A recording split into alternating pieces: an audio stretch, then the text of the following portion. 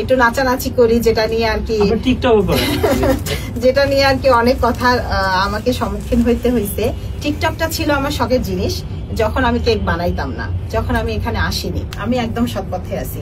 দর্শকের উদ্দেশ্যে বলবো, সবাই আমাকে যেভাবে সাপোর্ট করতেছেন, ভালোবাসতেছেন, এভাবে ভালোবাসা দিবেন, নেগেটিভ কিছু ছড়াবেন না। আর হচ্ছে পজিটিভ না বলতে পারলেও আপনারা নেগেটিভ কিছু ছড়ায়েন না, কারণ আমিও একটা পরিবারে একজনের ওয়াইফ, আমার 2টা সন্তান আছে। দয়া করে আমাকে আমার মতো করে আমাকে বিজনেসটা করতে দেন।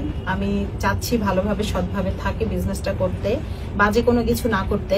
অনেক মেয়েরাই বাজে কিছু করে, আমি তাই চাই না এরকম কিছু করতে। আমি চাচ্ছি আমি সৎভাবে, আল্লাহ বলছে সততা থাকলে সেখানে সব সম্ভব।